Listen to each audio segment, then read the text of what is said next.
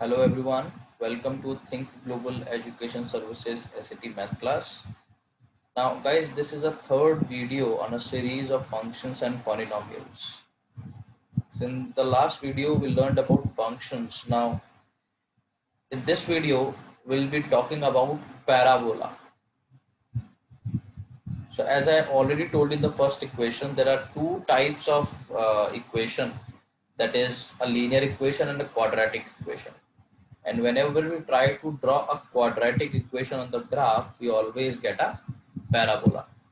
Now, the general equation of a parabola is y is equal to ax square plus bx plus c. That's a quadratic equation. So that's a general equation of a parabola. Now the standard parabola is always y is equal to x square. Now guys, in your SAT, there are four aspects of parabola that you should be aware of. So we will be discussing those four aspects of the parabola here. Now, y is equal to x square is a standard parabola. Why this is a standard parabola? Because this parabola is always upward and passing through origin. So it's a standard parabola. Now, why this parabola is upward? As you can see, x can be anything. X can be positive, x can be negative, x can be anywhere. But since y is a square of something, so y will always be positive. So it will always be an upward parabola. And if I put x as 0, y will also come out to be 0. So that's why it's passing through origin. So it's an upward parabola passing through origin. Now, guys, this parabola can show shifting. So that is the first aspect of parabola that you should be aware of. That is the shifting of a parabola, or for that matters, the shifting of any graph. So this graph can go up, can go down, can go left, can go right. So let's understand how the parabola or any particular graph shows the shifting. So in this particular case, y is equal to x square is a standard parabola. Now if I say y is equal to x square plus 2, that means if I add a constant to the graph 2, the graph will actually move 2 points up. Very easy. So if I add a constant to the graph will as it is move 2 points up. Similarly, if I say y is equal to x square minus 2, if I try to subtract a constant, the graph will move 2 points down as it is. So this addition and subtraction of the constant gives me the vertical movement of the graph. I add a constant, the graph goes up. I subtract the constant, the graph goes down. So this basic addition and subtraction of the constant tells me the vertical movement of the graph. Similarly, if I say y is equal to x square, or this time if I say I do not add a constant, if I change something with x, so if I say x plus 2 whole square. Now guys, this graph will show me the horizontal shifting. Now this graph, I need to check whether it will go right or whether it will go left. Now generally students say okay, plus 2, so it goes towards positive side, it will go towards right, but that's not gonna happen. The graph will actually go left 2 points, that is towards negative 2. Why? You see, if I put y is equal to 0 in the graph, it will be x plus 2 whole square is equal to 0, which will give me x plus 2 is equal to 0, which will actually give me x is equal to negative 2. So if I put y is equal to 0 in the graph, x actually comes out to be negative 2. So the graph goes left 2 points. Similarly, if I say y is equal to x minus 2 whole square, now this time the graph shows the horizontal movement and it goes towards right 2 points. That is towards plus 2. Same logic, if I put y is equal to 0 in the graph, x minus 2 whole square is equal to 0, that will give me x minus 2 is equal to 0, and that will give me x is equal to plus 2. So if I put y is equal to 0 in the graph, x actually comes out to be plus 2. So this is how any graph goes up, down, left or right. So let me quickly summarize this for you. If I say y is equal to x square plus k, the graph goes k points up. If I say y is equal to x square minus k, the graph goes k points down. If I say y is equal to x minus or x plus k whole square, the graph goes left k points. And if I say y is equal to x minus k whole square, the graph goes right k points. Now guys, this is the first aspect of parabola that you need to understand in your SAT, that is shifting of the parabola. Now you need to directly remember this because the question can be very direct on this. So let's take this question, which is a very direct question. The graph is equal to, the graph of y is equal to fx is shown above. So this is the graph. Which of the following could be the graph of y is equal to fx plus 2? Now what I have done, I've simply added a constant, right? So if I add a constant, the graph goes up 2 points. Now which option shows me the vertical movement? If it goes 2 up, it will look something like this, right? So it has straight away moved 2 points up. So C can't be my answer, B can't be my answer, D can't be my answer. So I can clearly see graph A, which is actually moved 2 points up from this graph. So these questions are very direct, and we have learned this aspect from parabola, but the understanding is any graph will follow the same rules for the movement. So if I add a constant, the graph goes up 2 points, or it could be any graph. So these questions are very direct, so you should be aware of this. Now, so guys, what we have done till now, we have done y is equal to x square is a standard parabola, which is a parabola which is going upwards, passing through origin. Now, guys, let's talk about the second aspect of the parabola, which you should be aware of. If I say y is equal to negative x square, now this parabola is actually inverted and passing through origin. Now, why inverted? X can be anything, x can be positive, x can be negative. But since y is a negative of a square, so y will always be negative, so it will always be inverted.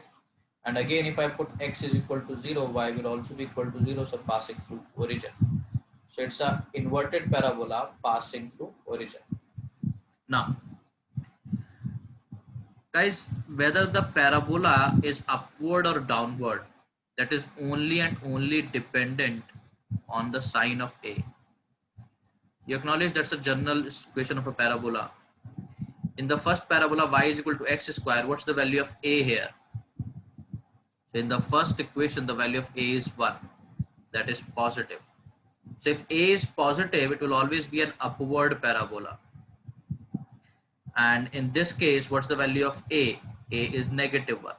So that's negative. So it will always be a downward parabola. So remember guys, whether your parabola is upward or downward, that is only and only dependent on the sign of A, nothing else. If A is positive, upward parabola, and if A is negative, downward parabola. Now, guys, earlier when we were discussing linear equation, I told you y is equal to mx plus c. This c represents y-intercept. Similarly, here also in this quadratic equation, this c also represents the y-intercept. So guys, this is the second aspect that you should be aware of. So the question is, what does A and C tells me? So that's the second aspect.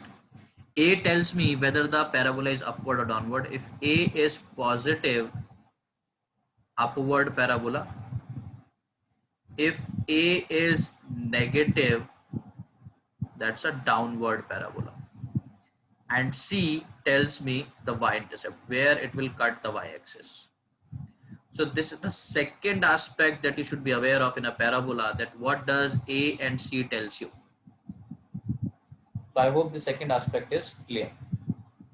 Now, for the third and fourth aspect, let me draw a parabola again. So this is x-axis, this is y-axis. So if I draw a parabola something like this, this is the parabola. Now the third aspect is the turning point of the parabola. Where the parabola actually takes a U-turn is called the turning point of the parabola. So where the parabola takes a U-turn is called the turning point. Now this is called the turning point, or this is also called the vertex. Now remember guys, if the parabola is upward as I have drawn here, if the parabola is a U-shaped parabola, the vertex will always represent the minimum point on the graph. As you can see, the vertex will be the minimum possible point on this graph. And if I draw any other sketch, let's say this is the parabola. And if the parabola is inverted U-shaped, then the vertex, this is the vertex will always be the maximum point on the parabola. So this is the third aspect that you should be aware of. If the parabola is upward, the vertex will be the minimum point on the parabola, and if the parabola is inverted, the vertex will always be the maximum point on the parabola. So this is the third aspect of the parabola that you should be aware of. Now guys, the fourth aspect, if I draw a line perpendicular to x-axis passing through the vertex. So if I draw a line perpendicular to x-axis passing through the vertex. Now this line divides the entire parabola into two mirror images. That's why this line is called axis of symmetry. This line is called axis of symmetry because this line divides the entire parabola into two mirror images. And as you can see, this line will always pass through the vertex and will always pass through the midpoint of x-intercept. So let's say this parabola is cutting the x-axis here, let's say x1 comma 0, and this point is x2 comma 0. So this line is definitely passing through the vertex and will always be passing through the midpoint of the x-intercept. So x1 plus x2 by 2 comma 0. So this will be the coordinate of this point. So that's called axis of symmetry. Now this is the fourth aspect that you should be aware of. If you know these four aspects, guys, you can handle any question on parabola in your SAT. So the first aspect is the shifting of the graph. Y is equal to x square plus k, the graph goes up. Y is equal to x square minus k, the graph goes down. Y is equal to x plus k whole square, the graph goes left.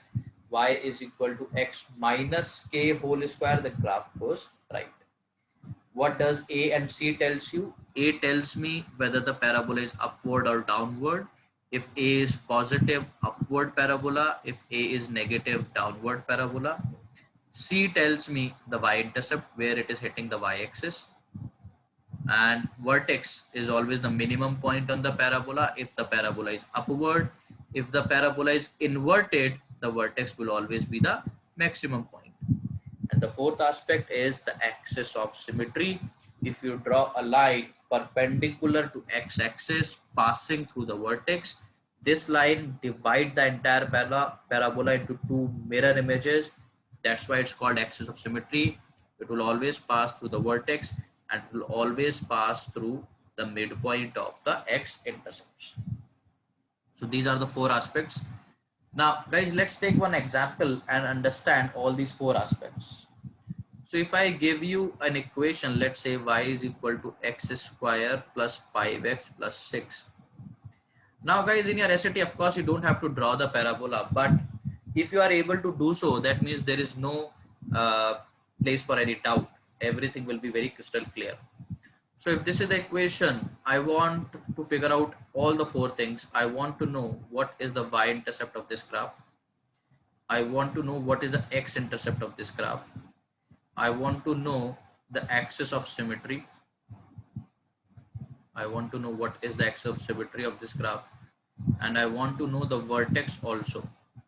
So I want to know all the four things. Now, along calculating these four things, I will simultaneously draw the graph also, so that you are able to relate that what is actually happening in the question. So while solving, I'll try to draw every point on the graph. So guys, if I know the equation, I can actually draw the figure to the scale. Now the first thing that I can figure out is directly the y-intercept, which is nothing but 6. The y-intercept is 6. That means the graph is definitely hitting the y-axis somewhere here, plus 6. The second information. Now guys, if I want to draw the rough sketch, I should be actually aware of three things. First, where it will cut the y-axis. I can clearly see it will cut the y-axis at 6. Second, where it will cut the x-axis. And third, whether it will be upward or downward. Now it will cut the y-axis at 6, and because the value of a is positive, it's a definitely upward parabola. Now the third thing I should be aware of, where it will cut the x-axis. Now what do you mean by x-intercepts? X-intercepts I can figure out if I put y is equal to 0. Right, that's the meaning of x-intercepts. Y will always be 0 here. So there will be a quadratic equation, x square plus 5x plus 6 is equal to 0. I'll do the middle term splitting. So again guys, 3x plus 2x plus 6 is equal to 0. X common, x plus 3 plus 2 common, x plus 3 is equal to 0. So x plus 2, x plus 3 is equal to 0. X could be minus 2 or x could be minus 3. So do you acknowledge these are roots?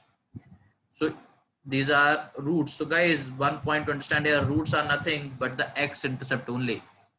The x-intercept of this equation is minus 2 comma 0 and minus 3 comma 0.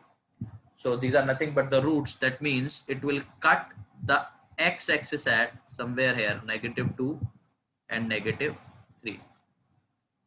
So if I try to draw the graph, so I can draw the rough sketch now. It will look something like this. It will cut the y-axis at 6. It will go like this. So let me just draw a freehand graph. So it will go something like this. This is how the parabola will look like, right? So it's a rough sketch. It does not look like a parabola, but it is, guys. So if I try to be more precise, so let me just draw it in an effective way. So the graph will look something like this.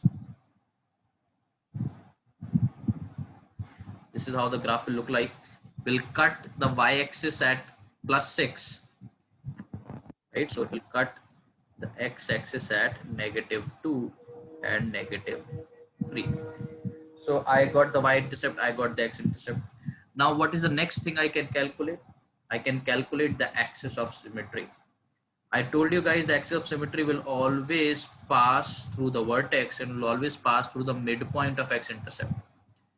So it will always pass through the vertex and will always pass through the midpoint of x-intercept. So this point is the vertex and this is the midpoint. So what is the midpoint? Minus 3 plus 2, minus 2, that's minus 5 by 2. So this point is negative 5 by 2 comma 0. Right? It's the midpoint of the x-intercepts. So guys, the equation of axis of symmetry, this is x is equal to negative 5 by 2. So the axis of symmetry is also sorted. The equation is x is equal to negative 5 by 2. And this is always passing through the vertex also. So that means I know this coordinate, the x coordinate is definitely negative 5 by 2 here. The y coordinate is still missing of this point. The x coordinate is negative 5 by 2. And how do I figure out this corresponding y coordinate? If I simply put x as negative 5 by 2 in the equation, I'll get the value of y. So y is equal to negative 5 by 2 whole square plus 5 times 5 by 2 plus 6. So if I solve this, I'll get the value of y. So that will be 25 over 4 plus 25 over 2 plus 6. So I'll take the LCM here. 4, that's 25 plus 50 plus 24. So I'll just add 50, 60, 75, 75. So that's 99 by 4. So this will come out to be 99 by 4, right? Right guys, so there is a slight error here. So it's negative 5 by 2. So we'll do 5 times negative 5 by 2 plus 6. So let's solve this. Whatever the value of y will come out, that will be my answer. So that will be 25 by 4, and that will be negative 25 by 2 plus 6. So if I solve it further, LCM is 4. That's 25 minus 50 plus 24. So 25 plus 49. So that will be minus 1 by 4. So this will be minus 1 by 4. So the vertex is also sorted, negative 5 by 2, comma, negative 1 by 4. So you realize this is the overall picture. How do you figure out all the 4 aspects? So if I know the equation, I can actually figure out anything. First, I can figure out the y-intercept by just looking at the equation. Then I can figure out the x-intercepts by putting y is equal to 0.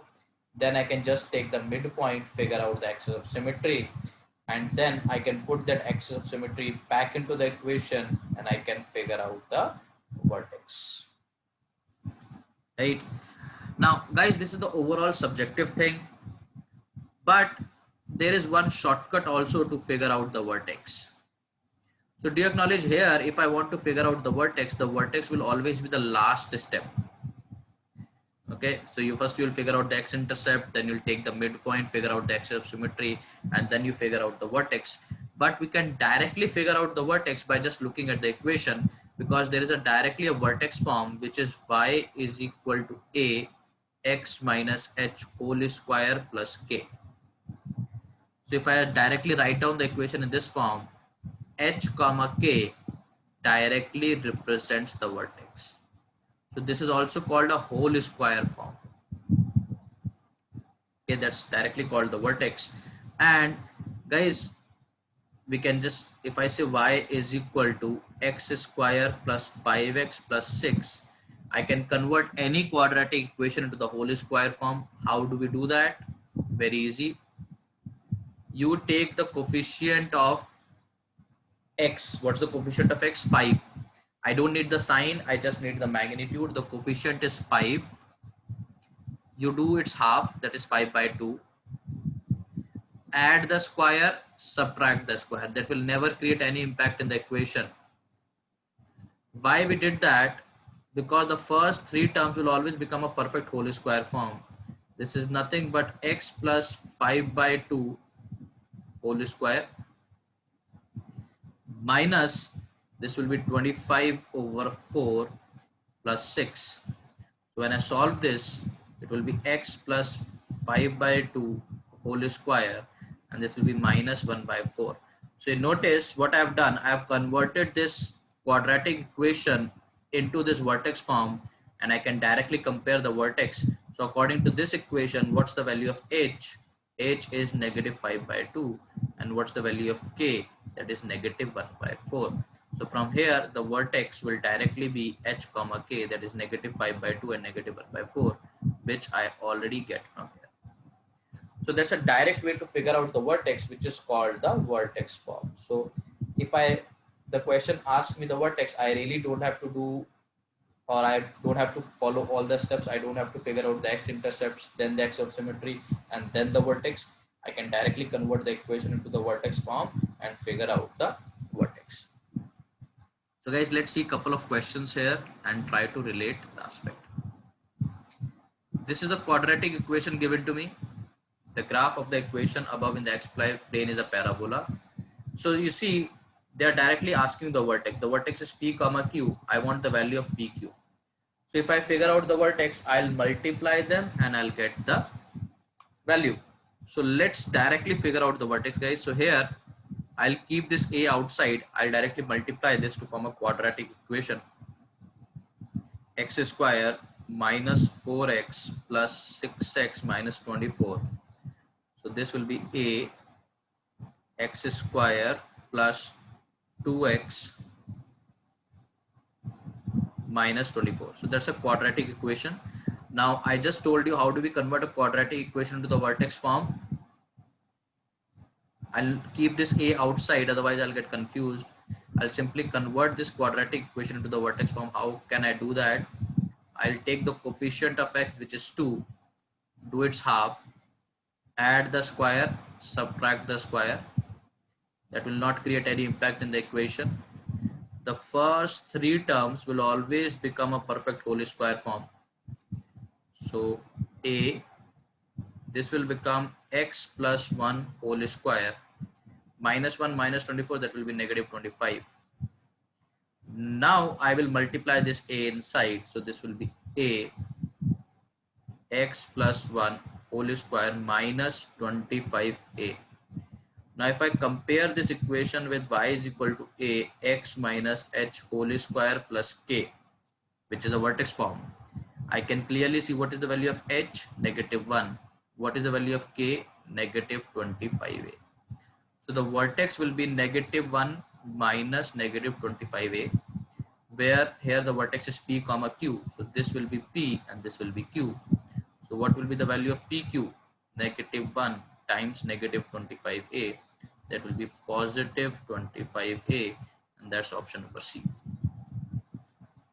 So you see, you really don't have to draw the parabola. You don't have to keep on solving every aspect. You just convert a quadratic equation into the whole square form.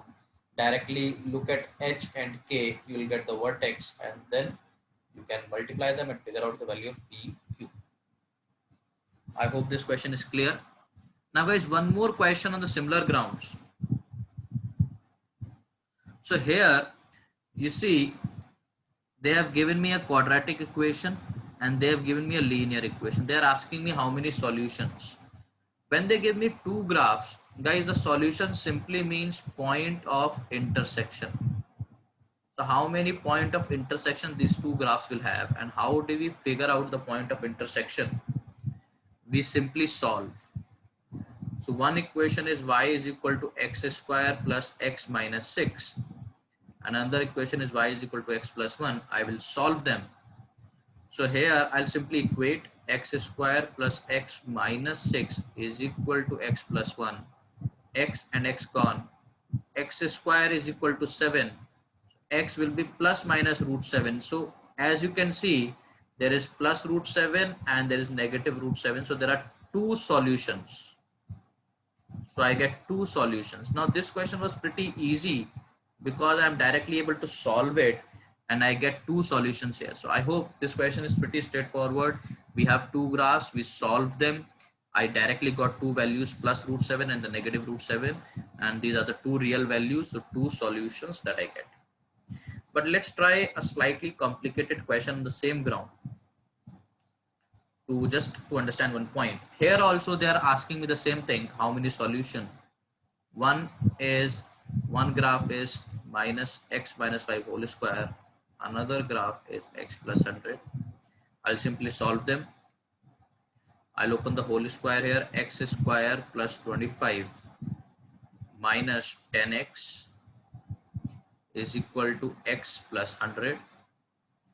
So I'll take this negative on the other side. X square, just writing in the correct form, minus 10x plus 25 is equal to minus x minus 100. Taking everything on one side, x square minus 10x plus x will be minus 9x, and that will be plus 125 is equal to 0. So now you notice that after solving in the previous question, I was directly getting the value, so I directly got the solutions. Here I got a quadratic equation. Now I can solve it also, that's not a problem, but they are not asking me what are the solutions, they're simply asking me how many solutions. So there's a direct way to figure out that how many solutions a quadratic equation will have. by directly comparing the discriminant.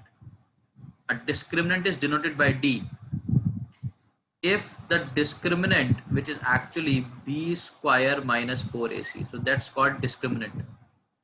If the discriminant is greater than 0, you always have two solutions. If the discriminant is equal to 0, you have one solution. And if the discriminant is less than 0, you have no solution. So I can, rather than solving, I can simply go for discriminant. In this case, the discriminant is b square minus 9 square minus 4 into a into c. As you can clearly see that this is very small, that is 81 minus 4 times 1 time 125, which is a very big value. So I get the discriminant definitely as negative, and the discriminant is negative, definitely there will be no solution.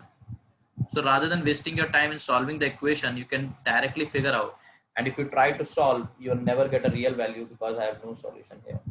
So when the question says how many solutions, you can directly compare discriminant and tell that how many solutions it will have. So guys, that's it from this video on parabola. I hope the 4 aspects are sorted. I hope the vertex form is sorted. Okay, and when we say how many solutions, you just go for discriminant, which is b square minus 4 times a times c. You figure that out. Greater than 0, 2 solutions. Equal to 0, 1 solution. Less than 0, no solution. So guys, that's it from this video. I'll come up with one more video to discuss one more concept in functions and polynomials which you need in your SAT. I hope you enjoyed this video, guys. Bye-bye.